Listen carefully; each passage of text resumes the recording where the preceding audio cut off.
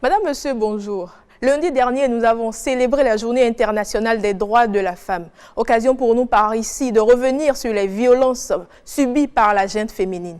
Mais avant, pas de femmes instruites sans éducation, nous allons parler de cette plateforme web EducMaster. Bonjour et bienvenue à tous.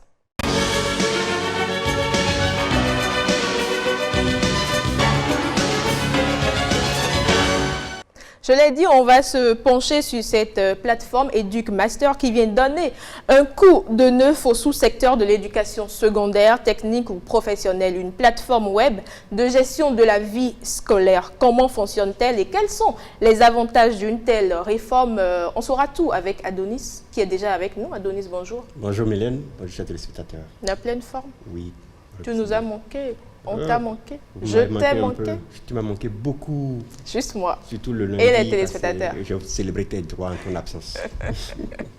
Alors, EducMaster, de quoi il s'agit exactement? Eh bien, comme vous avez commencé à le dire, EducMaster, c'est une plateforme web qui vise à gérer l'enseignement secondaire. C'est un système d'information de gestion de l'éducation. Comme le numérique s'invite dans tous les secteurs de l'éducation, EducMaster aussi est en train de s'imposer pour la gestion dans le secteur de l'enseignement secondaire.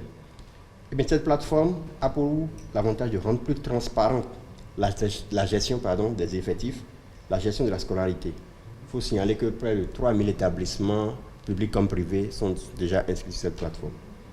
Cette plateforme est destinée à 4 types de personnes, à savoir les dirigeants d'établissements, les planificateurs de l'éducation, les décideurs du système éducatif et les partenaires financiers, techniques et financiers. Des objectifs sont visés comme l'optimisation de la gouvernance du système éducatif, renforcer les capacités de la planification et dynamiser le suivi des établissements. C'est à peu près les objectifs visés par la mise en place de cette plateforme qui est opérationnelle déjà depuis au moins 2 ou 3 ans déjà. Tous les élèves sont inscrits sur cette plateforme? Oui, les directeurs d'établissement ont l'obligation d'inscrire tous les élèves de leur établissement sur cette plateforme. Ils sont même immatriculés? Oui, ils sont immatriculés, ce qui permet aux parents d'élèves de pouvoir suivre l'évolution de leur enfant, c'est-à-dire la note qu'ils ont eue. Je suis sûr que... En interrogation surprise, comme on l'a... Je me demande, est-ce que vous avez menti par rapport à vos notes aux parents?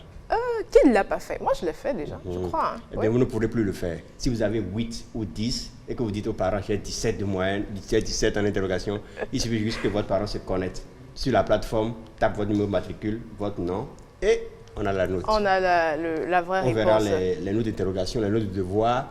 Est-ce que vous avez redoublé à la fin de l'année pour dire, papa, j'ai réussi, mais je ne veux plus l'établissement, je veux aller ailleurs. Voilà, tout ça, tout ça. Vu que tout est enregistré, il n'y aura plus de fraude, il n'y aura plus de passages bizarres en classe supérieure? Non, c'est pour lutter contre ces différentes fraudes que le système d'information de gestion de l'éducation a été mis en place. Il vise à tel endroit donné, à donner l'effectif précis de telle classe, de tel collège, de telle localité, de telle commune.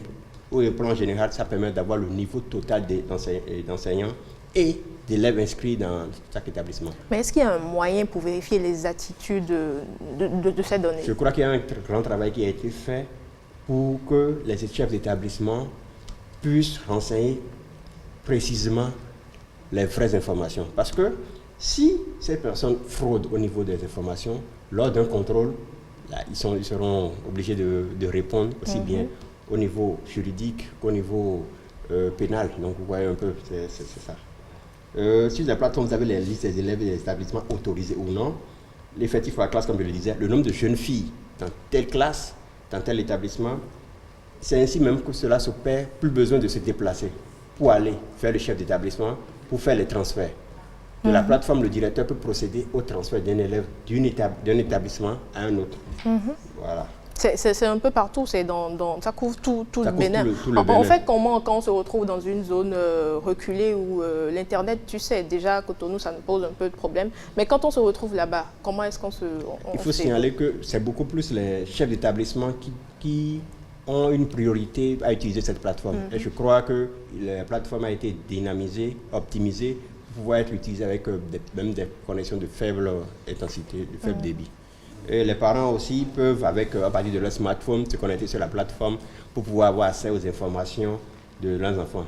Mais il faut d'abord aller voir le chef d'établissement pour pouvoir prendre le numéro matricule de son enfant. C'est grâce à ça que vous pouvez maintenant suivre l'évolution de votre enfant. C'est une très belle réforme, hein, parce qu'on sait déjà que l'avenir, il se construit sur les bancs. Ah oui.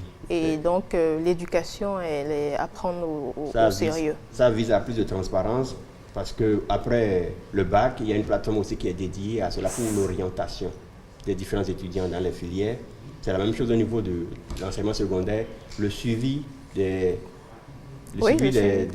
élèves est fait dès le CEP.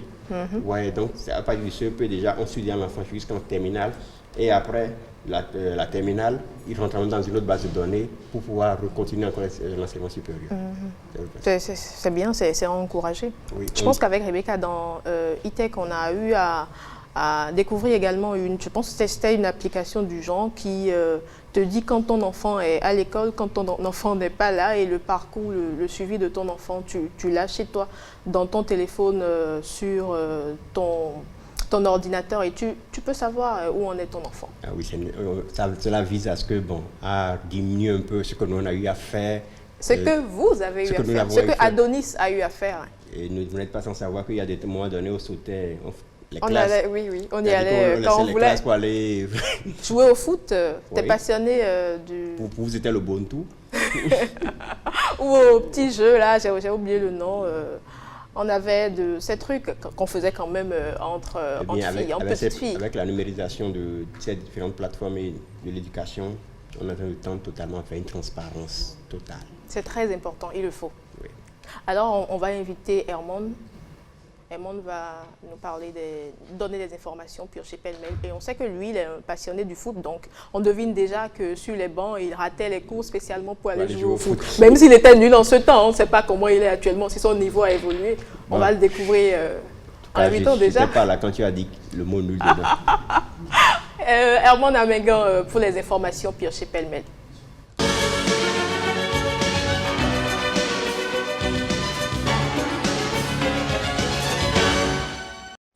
Hermon, bonjour. Bonjour Mylène, bonjour Adonis, bonjour à toutes et bonjour à tous. Bonjour Hermon. Tu as raté combien de fois les cours pour le foot? 0 fois. Hermon. Bon, c'est vrai, on est à la télé. Non, 0 fois. Tu as dit ça en coulisses. Non, 0 fois. C'est vrai que j'étais passionné vraiment de foot. Je faisais partie de l'équipe de foot de mon collège. Et on avait une dérogation spéciale, nous qui faisions partie de l'équipe en son temps. On avait une dérogation spéciale. Quand il est l'heure d'entraînement, on vient demander de façon formelle à l'enseignant de bien vouloir nous laisser aller nous entraîner. Mais ce n'était pas beaucoup de fois parce qu'on s'entraînait généralement les mercredis soirs, les vendredis soirs et les samedis matins. Donc c'était le programme d'entraînement. Donc on n'a pas vraiment raté beaucoup de cours. Peut-être le cours du vendredi soir, si entre-temps il y avait cours vraiment, mais je ne croyais pas parce que si ma mémoire elle est bonne, c'est généralement les vendredis soirs on faisait le sport. Donc c'était le sport qui était programmé. Donc si on devrait s'entraîner, il y a une dérogation spéciale que nous accordait le professeur de sport. En clair, tu n'as pas raté de cours pour le foot. L'élève modèle. On ira vérifier sur la plateforme. Alors, Hermon, nous sommes toujours dans le mois de la femme, le mois de mars. On évoque les violences basées sur le genre. Et tu nous fais découvrir la triste histoire de l'artiste sud-africaine, Zahara. Absolument. La chanteuse Zahara raconte comment elle a survécu à une violente attaque lorsqu'elle était plus jeune. L'auteure, compositrice, interprète parle d'une pandémie qui perdure en Afrique du Sud, la violence sexiste. En tant que survivante d'une attaque, la chanteuse prévient toutes les jeunes femmes qui ont été maltraitées. Ne gardez pas le silence car au final, ça vous bouffe de l'intérieur, clame-t-elle. Regardez. My name is Zahara. Hello world. I'm a singer, songwriter, a self-taught guitarist.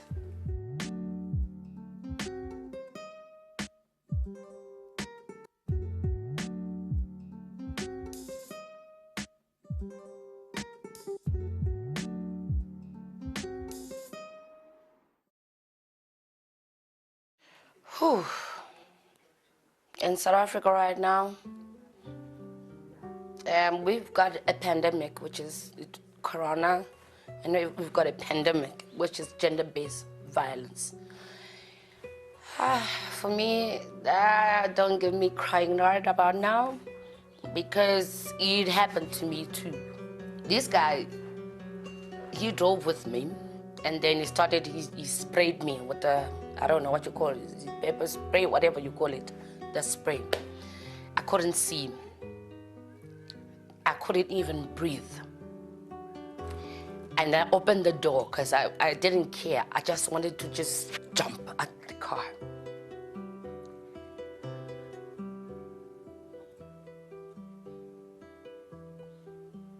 His mistake was to go back to, like, on the back of the car. I think he went to the boot.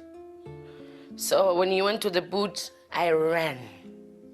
Got out of the car, I ran to those bushes, and I heard 2 gunshots up. And at that time, even myself, I was like tired. I think it's because of the spray and everything. I couldn't breathe and everything. And then he lived. So gender-based violence is very, it's sad.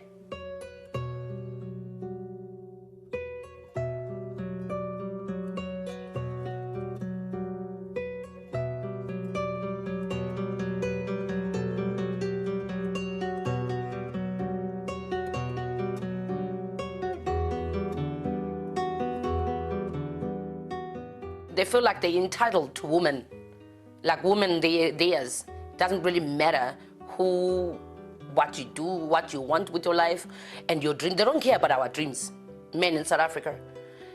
All they care about is them, what they want.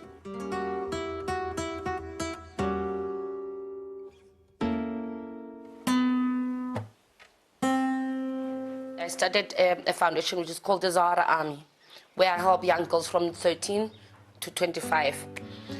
I give them guitars, but I'm not giving them guitars so that they can be another Zaharas, but a guitar for me is a symbol of hope. So I wanted them to have that symbol of hope because I know, I'm a girl too. I'm a young woman. I was a little girl. I know what we go through when it comes to the things of life. What I can say to them, do not keep quiet, because at the end of the day, it does not help you. It kills you inside. My hopes for the future for young women in South Africa, I hope you have seen everything I know you have. And I believe you're strong. You have shown even with this pandemic that you are strong. But I wish you can actually sit down. That's the future that I hope. Actually to look at yourself and look what you were born for and work towards what you were born for. C'est quelque chose qui nous bouffe de l'intérieur, elle nous l'a dit. Ça ne s'oublie surtout pas, que ce soit une violence domestique, un mariage forcé, un harcèlement aussi. Oui, malheureusement, chaque année, on célèbre la Journée internationale des droits de la femme. Et c'est peut-être le jour formel dans l'année où vraiment on s'arrête un moment pour réfléchir véritablement, parce que c'est une réflexion qui, à mon sens, devrait être faite tous les jours. Mais c'est ce jour formel choisi dans le calendrier pour réfléchir sur la situation des femmes, des milliers de femmes dans le monde, en Afrique également. Et on se rend compte que les violences basées sur le genre sont de plus en plus récurrentes. Donc, ces violences récurrentes, bien sûr. Et c'est répandu un peu partout dans le monde. Hein? Oui, c'est répandu un peu partout dans le monde. Et en Afrique, ce qui mine surtout le continent africain, c'est qu'il y a, on va dire, le silence. Ces femmes qui souffrent en silence. Ces femmes à qui on dit « tu ne dois pas révéler parce que tu risques de jeter l'opprobre sur la famille. Tu ne dois pas le dire parce que c'est ton cousin, parce que c'est ton frère. Parce que c'est ton père, parce que c'est ta mère, parce que. Il y a tellement de tabous qui encadrent les violences basées sur le genre dans la société africaine qu'on se demande comment est-ce que les lignes peuvent véritablement bouger. L'histoire que raconte Zahara, elle dit malheureusement qu'il n'y a eu aucune inculpation et des cas du genre sont légion dans nos pays. Les cas du genre sont nombreux dans les contrées, en Afrique et dans le monde. Donc, à un moment donné, il faut évidemment qu'on tape du poing sur la table. Il faut évidemment qu'on permette à ces femmes-là de s'exprimer. Il faut évidemment qu'on pense à ces femmes qui souffrent en silence Et c'est justement en cela que les dénonciations sont vraiment importantes. Et de plus en plus, je crois qu'il y a des associations de femmes qui militent pour la cause. De plus en plus, il y a des avocats qui essaient d'encadrer ces femmes victimes de violences sexistes basées sur le genre. De plus en plus, il y a de voix audibles pour accompagner ce processus-là de remise en cause de l'ordre, évidemment, de cet ordre malheureusement tristement célèbre en Afrique. Et dans le monde aussi. Je pense d'ailleurs qu'on n'en parle pas assez parce qu'on ne comprend pas. Pour plusieurs personnes, déjà, le 8 mars, ce n'est que la journée de la femme, la journée où on célèbre la femme et non la journée où on parle des droits de la femme, la journée où on prend une pause pour réfléchir ou pour plus encore faire un bilan ou savoir où on en est concernant les droits de la femme. Non, mais je crois que ça a beaucoup changé depuis plusieurs années déjà. Les mentalités changent. Les femmes comprennent ou elles ont compris. Certaines femmes comprennent. Oui, certaines femmes comprennent et elles commencent, il y a un nivellement par le haut, je vais dire. Parce que ces femmes-là qui ont compris commencent par drainer les autres. Malheureusement, on est encore dans une société où les femmes ne se soutiennent surtout pas. Hein. Non, pas forcément ça, mais on est dans une société où le fort taux d'analphabétisme est encore palpable. Et donc, cela n'est pas forcément de nature à arranger les choses. Ou lorsque vous êtes une femme et que vous avez un niveau intellectuel conséquent et que vous commencez par faire de la dénonciation, on vous traite d'émancipée à outrance. Et donc, quelque part, ces femmes-là qui ne sont pas forcément scolarisées et qui vivent en silence sont obligées de subir parce qu'on leur a dit c'est comme cela. On ne doit pas. On a instauré le tabou autour de la question. Dès le bas âge. Et dès le bas âge. Donc, de plus en plus, je crois que les mentalités changent. Et même dans nos contrées, même dans les villages, même dans les coins reculés, ces femmes-là comprennent avec les vulgarisations qui sont faites par les associations des droits de l'homme, les associations de ci ou de ça, qui investissent aujourd'hui les contrées, ces femmes de plus en plus comprennent que des violences, que ce soit une agression, que ce soit un viol, que ce soit des violences psychologiques, ces femmes ont compris qu'à un moment donné, il faut commencer par dénoncer. Et ce n'est qu'à travers la dénonciation qu'on va trouver satisfaction. Adonis ? Au-delà de la dénonciation, il faut aller plus loin, parce que déjà même, combien de femmes ont envie de pouvoir subir encore cela? Et il y a certains préjugés qu'elles ont. Bon, si je vais là-bas, est-ce que ça va donner quelque chose? Il ne faudrait pas que quand j'aille là-bas, je me mette la risée, comme ma mère me l'a dit déjà, sur l'opprobre, sur la famille et autres. C'est surtout ça. Donc elles se disent, est-ce qu'il faut que j'y aille? Maintenant, d'un autre côté, il y a eu les femmes qui ne sont pas solidaires. Donc, quand une femme va vouloir dénoncer, est-ce qu'elle aura l'accompagnement des autres? Parce que seul, on peut dénoncer, mais si on n'est pas appuyé... On n'est pas soutenu. Et généralement, ça vient de notre entourage. Hein. C'est déjà à la maison, dans ta famille proche, qu'on te dit tu n'as pas le droit de le faire parce que... Les femmes ont le pouvoir, parce que les femmes dépassent beaucoup plus le nombre d'hommes. Si réellement, il y avait l'entraide, la solidarité entre les femmes, je pense que ces différentes violences auront pu déjà avoir beaucoup plus que déjà la dénonciation. Je prends juste l'exemple du Balance ton port, le hashtag Balance ton port qui est venu dans le cinéma à cause du harcèlement. Oui. Donc, ça a commencé par le hashtag, mais par la suite, qu'est-ce qui s'est passé? Il y a tout ça là. Donc, il y a certaines luttes qui sont entamées, mais qui ne sont pas achevées. Donc, c'est vraiment à travers cette journée de 8 mars, on doit encore beaucoup plus conscientiser les femmes sur qu'elles peuvent, quand elles veulent, elles peuvent. Mais certaines femmes toujours encore dans la... Bon, c'est une fête, il faut qu'on offre des cadeaux et autres. Non, je crois que, que de plus en plus les femmes comprennent. Hein, elles ne sont plus forcément dans cette logique. Vous voyez moins les défilés à n'en point finir avec des tenues uniformes, où on est tout enthousiaste. Non, c'est fini. Je crois que ça relève d'un autre siècle, ça relève d'une autre époque. Et que de plus en plus les femmes comprennent que ça doit être un jour de réflexion. Un jour dans l'année. Pas pour dire que c'est le seul jour de l'année, parce que les réflexions doivent être continuelles et perpétuelles. Les réflexions doivent être en continu sur autant de jours qu'il y a dans le calendrier, dans l'année. Donc, ce n'est qu'un jour officiellement choisi. Et le combat au-delà du 8 mars doit être, c'est ce que je dis, le combat au-delà du 8 mars doit être quotidien et perpétuel. En fait, c'est Et il faut ça. surtout qu'on comprenne, que les femmes comprennent que l'éducation, elle est déjà dès la base et elles ont ce pouvoir. On peut le faire juste pour pouvoir tout au moins espérer que la génération à venir pourra vraiment comprendre. Oui, il faudrait qu'au-delà de seul jour, que les réflexions puissent continuer. On entame une réflexion, un 8 mars, à la fin de la journée, on met ça en stand-by et on attend encore un autre 8 mars pour lancer encore de réflexion. Non, il faudrait beaucoup maintenant continuer dans les actes. C'est tout ça. Alors Raymond, on parle des concerts à domicile, un peu comme une livraison de pizza maison. Et c'est une idée d'un artiste français. Oui, qui entend inspirer évidemment une façon positive de s'adapter. Un rebond lumineux privé de concerts à cause de l'épidémie ou de la pandémie de Covid-19. Eh bien, le chanteur David Kimberley se produit directement chez les gens qui le sollicitent. Une manière de retrouver un vrai contact avec un public, dit-il. Ce système de livraison de chansons à domicile a été baptisé « Délivrez-nous », un jeu de mots combinant le souhait de nombre d'habitués des concerts en live cloués des mois devant leurs écrans, Délivrez-nous, et l'entreprise britannique de livraison de plats cuisinés à domicile, Deliveroo. Suivez plutôt.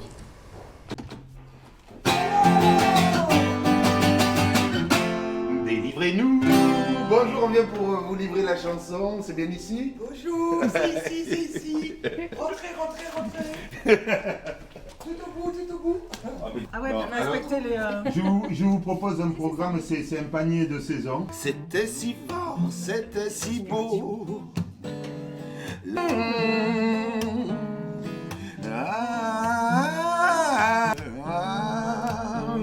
Comment t'atteindre à tes côtés, assis pour l'année qui s'est.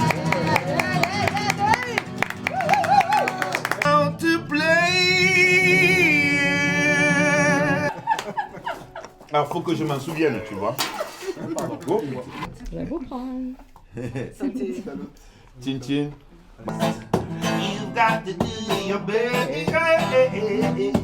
Bon, on aurait pu, certains le font, rester à écrire nos chansons, à raconter nos problèmes en chansons, à se regarder dans un miroir, à se regarder le nombril. Mais en fait, je fais partie de ceux qui pensent que les arts, la culture, on a un rôle social. Et là, on est vraiment dans notre rôle social. Nous, ça nous permet de retrouver, de redonner du sens à ce qu'on fait, en fait. Et puis, c'est une façon positive de s'adapter à la situation que l'on vit, quoi. Du coup, c'est un rebond complètement, on va dire, un rebond lumineux. C'est bien ça comme adjectif. Ça, c'est bien ça. Ma rose, tu peux être sûr. C'est beau, hein? Ouais, je trouve l'idée intéressante parce que vous êtes chez vous, l'artiste vient à vous, dans votre intimité, chez vous à la maison, vous offre un concert. En fait, c'est très intéressant. Ouais. Vous avez l'exclusivité de l'artiste chez vous. Il vient se livrer à vous, un peu comme on livre un repas à la maison. Ou une fleur.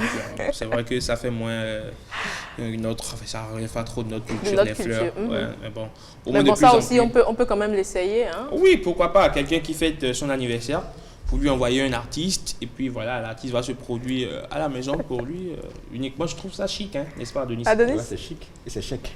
Oui, mais c'est vrai, il faut avoir les moyens pour ça. Hein. Ça va quand même être un peu lourd. Après, c'est pas tous les jours non plus. Non, pas du tout.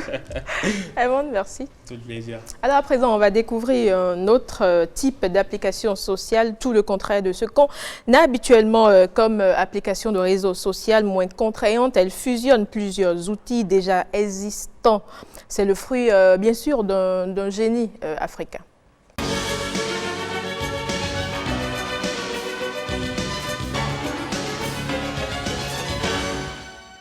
Bruno Soali, bonjour. Bonjour à vous Mylène, bonjour Eman, bonjour Rebecca, je salue les téléspectateurs. Tu remercies à qui déjà? Non. Je t'ai entendu dire un petit merci. Non, j'ai dit à Rebecca. Ah d'accord, donc c'est Rebecca qui disait merci. Comme toujours, oui. Rebecca, bonjour. Enfin, je réclamais le merci, quoi. Comme toujours. Enfin, je réclamais le merci. D'accord. Rebecca, il ne faut pas qu'il réclame son merci, hein, comme toujours. Le merci, il est on sort de la rapide, vie de la femme, automatique. donc elle reste dans son monde de reine. Voilà, donc je comprends. Rebecca, bonjour. Bonjour Mylène, bonjour Raymond, bonjour Bruno et bonjour aux téléspectateurs. Bonjour Rebecca. Ton bonjour a été vraiment court, hein, short. et trop sérieux. Alors Rebecca, on est de plus en plus friande des applications sociales. Made in Africa, surtout. Et on parle d'une aujourd'hui. Tout à fait. En décembre 2020, Amadou Diawara ne s'imaginait pas qu'un mois plus tard, il deviendrait le PDG d'un réseau social Made in Africa. Il n'y pensait même pas. Tout s'accélère dans la 3e semaine de décembre lorsqu'il cherche une plateforme pour accueillir des milliers de participants à l'événement Cluster Digital Africa qu'il organise pour parler des défis de l'Afrique dans le secteur de la digitalisation et aussi dans d'autres domaines. En une semaine, il crée Kingi. Ce nom signifie Royaume des Diawara en langue soninké. Les Diawara sont une communauté soninké originaire de la zone frontalière entre le Mali et la Mauritanie, mais dont les membres sont éparpillés dans plusieurs pays d'Afrique de l'Ouest. Le promoteur de Kingi voulait donc un nom qui a une résonance dans plusieurs pays de l'Afrique. On le suit. Nous sommes partis sur des réseaux sociaux existants, donc qui a fait qu'à un moment donné sur WhatsApp, nous avons atteint le nombre. Aujourd'hui, nous avons mis le réseau social dans toutes les langues africaines du monde. C'est en tout cas toutes les langues qui sont plus parlées. Et nous sommes en train de travailler aussi pour ne pas que les gens se sentent lésés. Parce que nous, l'objectif pour nous aujourd'hui, c'est de permettre à tout le monde de pouvoir faire leur business sur un réseau social qui nous appartient, nous les Africains, et qui va aujourd'hui appartenir à tout le monde entier. Nous accordons une réelle importance à la protection des données personnelles. Parce que pour nous, c'est un sujet sensible. Et aujourd'hui, on fait en sorte que la plateforme soit la plus sécurisée possible, même lors de l'inscription, soit le moindre possible. C'est un réseau social tout nouveau dans notre société, donc ça a aussi besoin d'un peu d'amélioration. Mais comme on le dit, quand on commence par le bas de l'échelle et qu'on essaye de s'améliorer davantage, tout ira bien, je pense, un jour.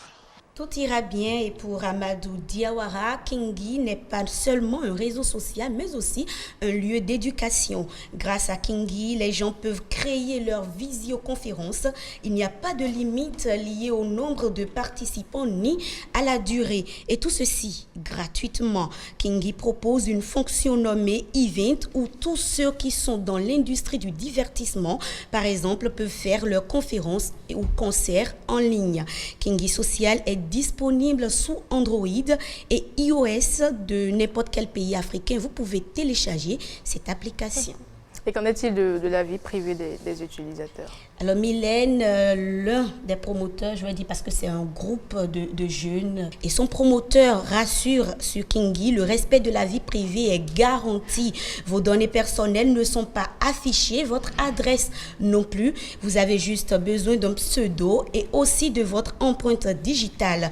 Une fois sur la plateforme, le promoteur vous invite également à bien lire la politique de confidentialité du réseau avant de cliquer sur accepter. Pour une fois, on va essayer de lire.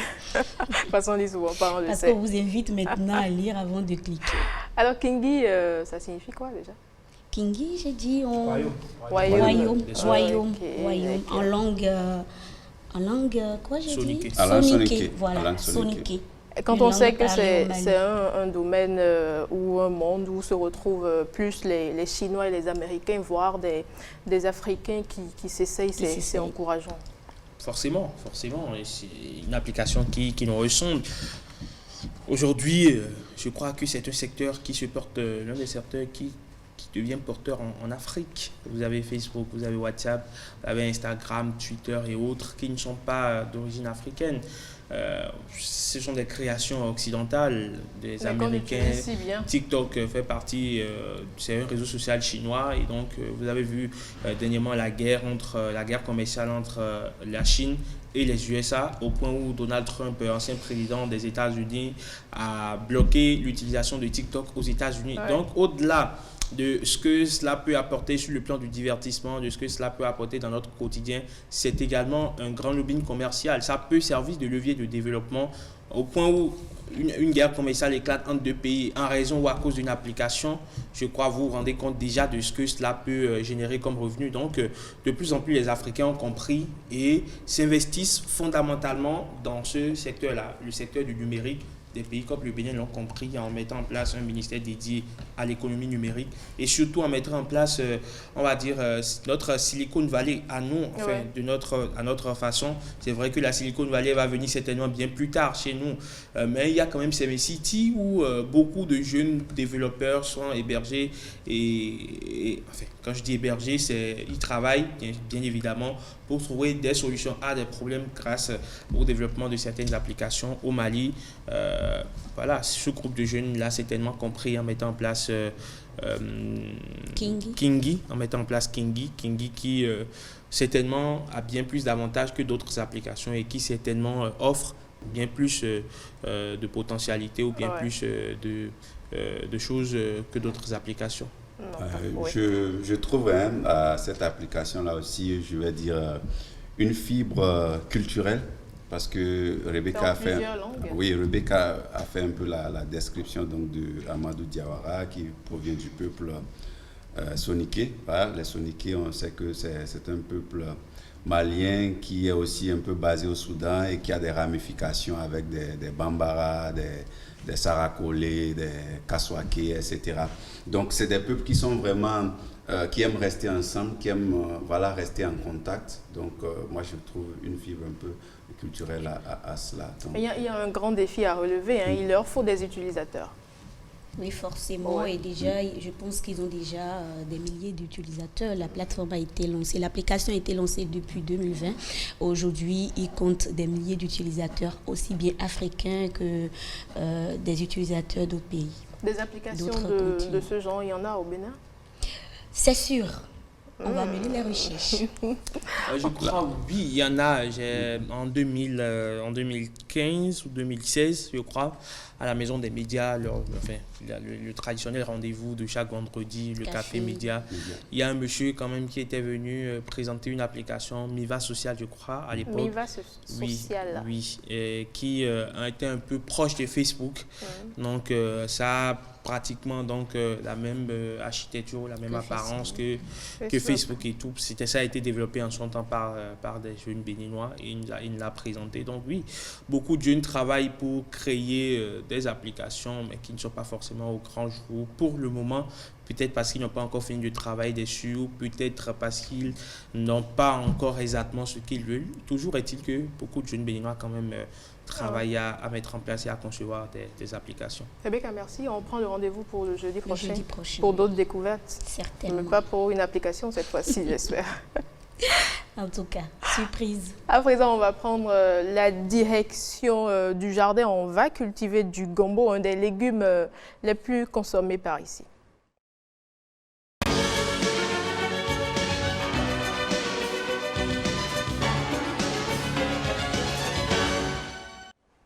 Assel, bonjour.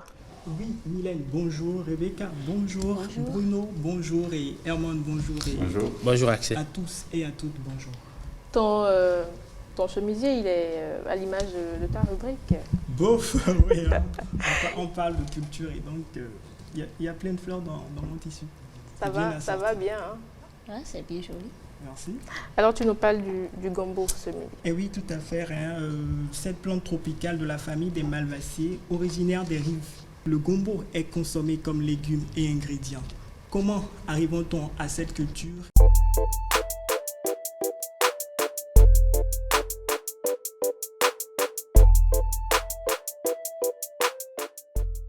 Alors, la plantation que vous avez derrière moi, en plein champ, c'est une variété de gombo local. Cette variété prend 2 mois pour entrer en floraison et 15 jours pour commencer par fructifier. Et vous pouvez déjà voir, attention, les feuilles de gombo grattent le corps énormément.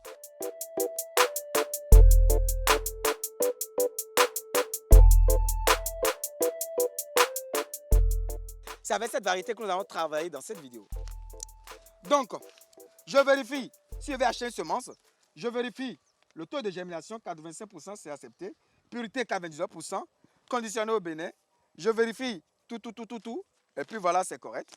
J'ouvre le sachet. Lorsque j'ouvre le sachet, je vais faire sortir des boules là. Voilà. L'or noir. C'est ça qui va nous donner de l'argent. C'est avec ça qu'on va travailler. Très bien. Je ferme hermétiquement mon sachet. Alors, je vous signale que nous sommes en condition de champ. Il n'y a pas raison à simuler quoi que ce soit. Donc, nous sommes en condition réelle. Je suis paysan, je suis au champ, j'ai ma roue et j'ai ma semence ou les graines de gombo dans la main. Donc, je vais sacler. D'accord? Je sacle. Dans la vallée de Lemay, vous avez deux possibilités.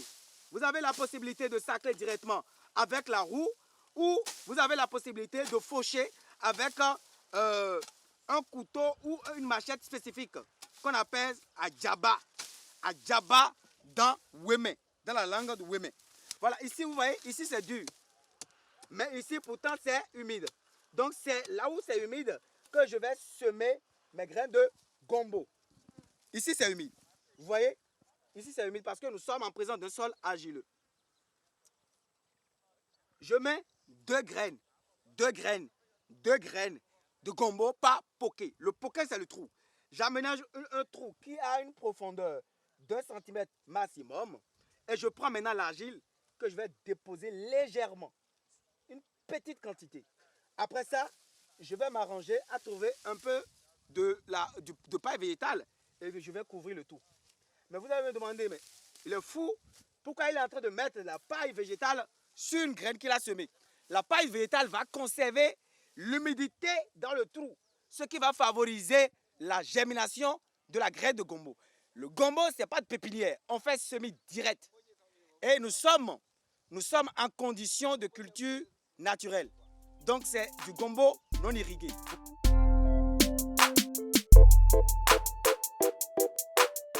Si à la maison j'ai un petit pot dans lequel je veux faire cultiver le gombo, que dois-je faire? Très bien. Alors à la maison, si vous avez envie de cultiver le gombo, écoutez-moi, chers téléspectateurs, chers agriculteurs modernes, vous avez besoin du terreau. Terreau, 110%, d'accord? Sable fin, le sable qu'on prend pour crêper les mules à la maison avec le ciment là, 10%. Copeaux de bois ou scie de bois, 10%. Et fiente de volaille décomposée, 10%. Donc je répète encore, 70% de terreau que vous achetez chez les jardiniers, 10% de sable fin, 10% de scie de bois et 10% de fiente de volaille décomposée. Vous mélangez le tout de façon homogène et vous allez maintenant appliquer une solution fongicide. Parce que vous êtes à la maison, vous n'êtes pas dans la vallée de Lemay. À la maison, vous ne savez pas le type de terreau que vous utilisez. Donc, la solution fongicide va désinfecter le terreau. Vous mettez une graine seulement, pas poquée, vous plantez. Après 2 mois et demi, si vous n'avez pas le gombo sur votre arbre, dans des conditions exposées à la lumière, important, ça doit être exposé à la lumière parce que toutes les plantes qui donnent des fleurs doivent être exposées à la lumière pour avoir du fruit.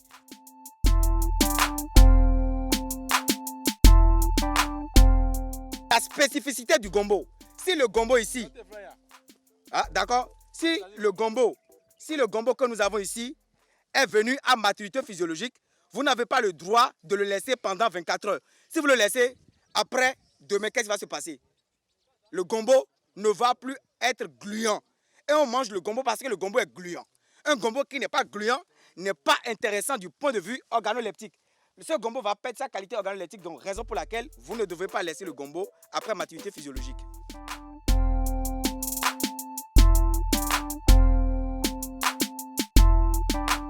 La spécificité du gombo. Si le gombo ici, d'accord, si le gombo que nous avons ici est venu à maturité physiologique, vous n'avez pas le droit de le laisser pendant 24 heures. Si vous le laissez, après, demain, qu'est-ce qui va se passer? Le gombo ne va plus être gluant. Et on mange le gombo parce que le gombo est gluant. Un gombo qui n'est pas gluant n'est pas intéressant du point de vue organoleptique. Ce gombo va perdre sa qualité organoleptique, donc raison pour laquelle vous ne devez pas laisser le gombo après maturité physiologique.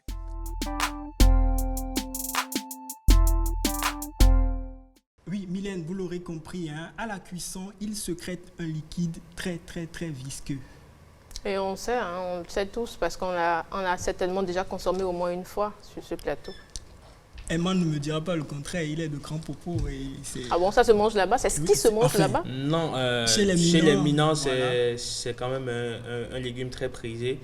Avec ça, on fait ce qu'on appelle le fétrique boumant. Donc, c'est d'abord du le gombo. fétrique boumant vient des Minans, c'est ça? Oui, c'est un repas typiquement Minant. Donc, il y a le gombo et on met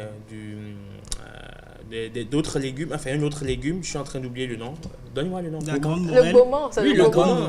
C'est largement suffisant. La grande morelle. La grande morelle, voilà. Donc, la grande morelle, et puis on fait le mélange. C'est très intéressant. Même si, bon, moi, je n'en prends pas beaucoup, évidemment, parce que, voilà, pour des raisons... juste comme ça, tu n'aimes pas juste comme trop. ça, ouais. Non, pas que je ne mange pas. Mais généralement, je le prends avec de la sauce tomate. Ouais. Je n'aime pas le prendre exclusivement. Et nos mères, Rebecca nous dit souvent que ce n'est pas bien, ce n'est pas bon pour la femme d'en consommer. Surtout à maturité, oui. Ouais. Laissez-moi vous dire que ça renforce le système immunitaire et c'est riche en protéines, en manganèse, en fer, en vitamine D, K. Et ça a même des vertus. Ça lutte contre le vieillissement de la peau. Et également, c'est riche en calcium. Ça contient beaucoup de calcium. Et même quand on parle des variétés de gombo, il y en a plusieurs variétés. Selon qu'on est dans un pays ou un autre. Au Sénégal, il y a la variété Pop 12. Il y a le Volta et même aux États-Unis, il y a les couleurs changent en fonction non, c'est toujours. Il y en a de noir quand même. Tout à fait. Ouais. Mais il y a beaucoup plus de vert. Le vert domine. Aux États-Unis, les Américains en raffolent. Il y a Samson qu'ils appellent. Enfin, c'est une variété de gombo aux États-Unis. Les Américains en raffolent. Alors Rebecca, t'en as déjà entendu parler? Jamais on te l'a jamais dit? Non. Par contre, ce que je sais, c'est que il paraît que quand les hommes mâchent là-dessus, ils deviennent Parade de grand-mère. Donc, est-ce que c'est vérifié? Je ne sais pas. C'est absolument rien. Ouais, toutes les richesses, oui. Après aussi, quand vous souffrez de certaines maladies, on vous interdit ça. Par exemple, l'hémorroïde, on vous dira de ne pas trop consommer du gombo. Après, ce que je sais, c'est que c'est une plante vraiment complète. Parce que oui, Axel nous parle du gombo. Mais les feuilles de gombo aussi se consomment. Donc, on en fait quoi généralement? On en fait une sauce, exactement comme du crin-crin. Et toujours aussi, c'est bien gluant. Toujours aussi gluant, un peu moins que le gombo lui-même, un peu moins que le crin-crin, mais on le fait aussi, après on compose avec la sauce tomate, comme on peut manger sauce tomate. Et oui, dans le Nord, ça se consomme et on appelle ça comme ça. Donc si vous allez au Nord, c'est une sauce très célèbre. La feuille de gombo en poudre, vous le faites en poudre ou Non, elle se prépare fraîche. Vous pouvez aussi sécher la feuille de gombo. Donc vous la séchez, elle devient sèche. Après, vous prenez et là maintenant, ça devient comme une poudre. Vous préparez ou bien vous la préparez toute fraîche, pardon. Tout comme le gombo aussi, l'une des variétés, vous avez le choix entre préparer le gombo tout frais, c'est-à-dire le découper, le préparer, ou le sécher. Parce qu'au Nord, à un moment donné, les productions de gombo, il y en avait tellement que souvent comme c'est une sauce qu'on consomme toute fraîche, sur la saison pluvieuse, on n'arrivait même pas à finir en fait les quantités de gombo. Donc l'idée est sortie de commencer par sécher le gombo. On découpe le gombo comme si on voulait le préparer tout frais, mais on le sèche. On le met au soleil. On le sèche, voilà, on le met au soleil et ça sèche. Quand ça sèche, on conserve dans un bocal. Et en saison sèche maintenant, pour se remémorer le gombo, on ressort ce gombo séché là, qu'on pile maintenant, on obtient une poudre et on fait, à base de laquelle on prépare la sauce. Et je vous jure, c'est pour moi plus intéressant même que le gombo frais. Personnellement, je ne consomme pas le gombo frais. Dès la première gorgée, je vais tout rejeter. Je ne mange pas. Parce que tu es habitué à l'autre ou juste parce que tu n'aimes pas? Le gombo sec, vous n'avez pas idée. Moi, je vous conseille de l'essayer. Vous allez vraiment... On veut en avoir une idée, donc tu nous invites quand? Quand vous voulez. Quand vous voulez, mais juste que vous devrez me laisser le temps donc, de sécher le gombo. Et là, on risque d'oublier. Non, mais c'est sérieux, c'est une sauce très bien. Donc, c'est une plante complète. Donc, mais je trouve qu'au Nord, c'est exploité dans toute, dans toute sa largeur, parce que la feuille se consomme fraîche ou séchée, tout comme le gombo se consomme frais ou séché. Donc, alors, vous savez, Mylène, le gombo a d'autres vertus. Ça lutte contre les taches et les acnés. Tout à fait. Oui, tu as dit que c'était bien pour la peau. Et l'autre chose intéressante par rapport au gombo aussi, c'est Eman qui l'a souligné, c'est le fait qu'on peut consommer le gombo seul, assaisonné bien sûr, ou dans des sauces composées, comme on peut le dire. Donc vous pouvez le faire avec. Que ce soit la sauce crème, que ce soit la sauce tomate. Donc c'est un peu ça. Il y en a qui mangent même le riz avec du gombo. Oui, du gari avec. Dans d'autres pays surtout. Ça va avec parce que j'en ai vu. Vous pouvez le faire avec poisson, vous pouvez le faire avec du crabe aussi. Avec du gambas. Des gambas. Et c'est aussi bien pour nos cheveux, hein, Rebecca. Oui. On en fait des masques. Oui, pour les cheveux, ça démêle et ça nourrit les cheveux. Des masques de visage. Vous savez, actuellement, on met tout ce qu'on consomme dans nos cheveux, oui. Dans les cheveux, le gombo dans les cheveux. Tu le mets dans les cheveux. Attends, non, tu obtiens le jus. Oui. Et là, tu passes ça dans les cheveux, que tu gardes pendant un moment et après tu laves. Oui. Affaire de cheveux, si on t'explique et que tu as compris, c'est qu'on t'a pas bien expliqué. Alors, surtout quand ce sont des cheveux naturels, sans défrisant. Alors, madame, à quand... Non, s'il vous plaît. Quand est-ce qu'on verra vos cheveux naturels? Quand est-ce qu'on verra vos cheveux naturels? Tu le veux pour quand? Au gombo, bien sûr. Non, attends, tu vas quand même pas consommer ses cheveux. Bruno. Alors, vous savez qu'il y a une particularité pour conserver le gombo, surtout quand vous avez au frais. Oui. Quand vous avez un réfrigérateur, il suffit juste de le mettre dans un sac à papier et le mettre au réfrigérateur 2 à 3 jours, vous l'aurez toujours intact. Ou un sac réfrigérateur, juste, c'est un sachet. Refermable. Oui, on le met également dans les sachets refermables que tu mets au congélateur et là tu peux l'utiliser comme tu veux. Réfrigérateur. Au congélateur. Au congélateur. Toi, au réfrigérateur. Moi, je l'ai essayé de cette manière et ça a quand même marché. Vous préparez le gombo? Oui, je l'ai déjà essayé plusieurs fois, mais je l'affectionne pas particulièrement. C'est oui, c'est la bonne question, ça c'est vrai. Il y en a qui préparent. Le gombo, il est gluant, mais bon, le craquelin, ça c'est à revoir. La cuisinière peut faire en sorte que, bon, à la fin, c'est juste pâteux. Vous voyez, vous constatez les dégâts, c'est pâteux, pas du tout gluant. J'ai une anecdote, je me rappelle, Hermande, quand j'étais toute petite, j'avais ma cousine qui était à la cuisine, elle est revenue, elle a dit à ma mère, mais le truc au feu là, c'est pas du tout gluant. Et ma mère lui dit, tu as tout mis? Elle répond oui. Tu es sûre? Elle dit oui. Elle lui demande s'il ne manque pas quelque chose. Et là, elle réfléchit et elle se rend compte en fait qu'il manquait vraiment quelque chose pour que ce soit gluant. Elle dit aussi que le gombo, je pense que c'est l'une des sauces avec lesquelles les mamans démarrent, je vais dire...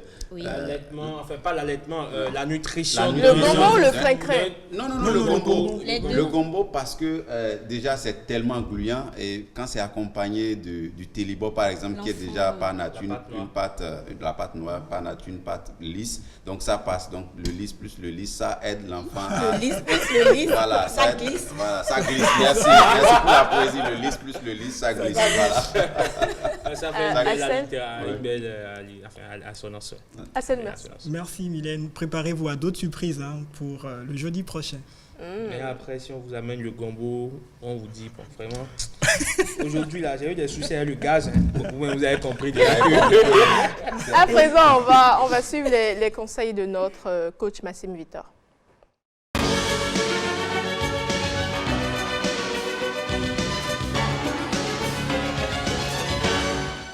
On ne doit pas poursuivre le succès, mais il faut plutôt l'attirer vers nous en devenant une meilleure personne. Si vous voulez attirer votre réussite, vous devez investir en vous. Et si vous ne le faites pas, il y a quelqu'un, quelque part, qui fera ce travail. Et cette personne s'appelle votre compétiteur. Et le jour que vous le croiserez, c'est sûr que vous perdrez. Allons un peu plus dans les détails pour mieux comprendre cela. Prenons l'exemple d'un pays. Lorsqu'un pays va mal, que fait-on pour arranger la situation? On change de président ou de premier ministre. Lorsqu'une équipe sportive va mal, que fait-on pour arranger la situation? On congédie le coach. Et lorsqu'une entreprise va mal? Depuis les dernières années, j'ai rencontré plusieurs entrepreneurs qui, malheureusement, avaient fait faillite. Et lorsque je leur demandais les raisons de leurs échecs, ils me donnaient une panoplie d'excuses, telles que le marché s'est effondré, c'est le manque de financement, c'est à cause du partenaire d'affaires. C'était toujours la faute de tout le monde, sauf à eux-mêmes. Pourtant, à plusieurs reprises, nous avons vu des entreprises qui étaient en plein déclin. Ensuite, un entrepreneur décide de racheter cette entreprise et quelques temps après, elle était remise debout et en pleine croissance. La question se pose, est-ce que le problème était l'entreprise ou la personne qui était à la tête? Vous connaissez la réponse. C'est toujours l'entrepreneur. Si vous voulez avoir du succès comme entrepreneur et également comme individu, arrangez-vous de devenir une meilleure version de vous-même. Pour ce faire, prenez la décision dès aujourd'hui d'investir sur votre développement personnel. Cela peut être en lisant 30 minutes par jour, un chapitre par jour, et non pas de n'importe quel livre. Je parle de livres sur la croissance personnelle, les affaires, votre domaine d'expertise, c'est vous qui voyez. L'importance est de développer un plan qui vous permettra de vous y améliorer quotidiennement. Rappelez-vous, le succès, il ne faut pas le poursuivre, mais il faut plutôt l'attirer vers vous. Le développement personnel, on le sait, c'est très important, peu importe bien sûr le domaine, hein, et tout se passe dans la tête. Ouais, il a dit quelque chose d'important, faites tout pour être toujours la meilleure version de vous-même.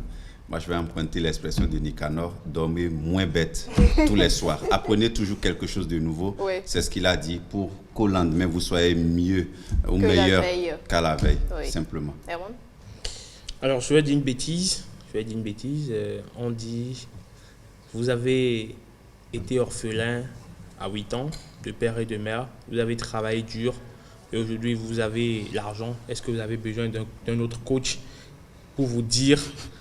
Voilà combien la vie est dure, s'il faut se battre, s'il ne faut pas se battre dans la vie, parce que vous êtes déjà votre propre coach. Ouais. Donc, devenez une meilleure version de vous-même chaque jour. Apprenez à être meilleur que la veille. Et forcément, on n'a pas besoin d'une personne extérieure à nous pour toujours nous coacher. Évidemment, c'est l'idéal, on peut en avoir. Mais il faut que la motivation vienne de nous-mêmes et cherchons chaque jour à être bon. Comme Youssoufa l'a dit, je ne cherche pas à être bon, je cherche à être grand. Être grand. À être grand. Ouais. Il faut se remettre surtout en cause chaque jour. Il faut se dire qu'on peut mieux faire. Qu'est-ce qui n'a pas marché? Parce que le problème ne vient pas de moi. Exactement. Il faut véritablement s'investir si on veut vraiment atteindre nos objectifs et se battre au jour le jour et se hisser au sommet. Alors, on dit merci au coach. Ouais, merci. Et on fait un grand au revoir aux téléspectateurs. Parce qu'on a fini pour aujourd'hui. On dirait la maîtresse qui demande... ouais, faites au revoir. Rangez vos cahiers, rangez vos sacs. On y va. On range tout, hein. On range les portables. Au revoir, ma maîtresse. Au revoir aux téléspectateurs. On se retrouve demain. Ciao, ciao.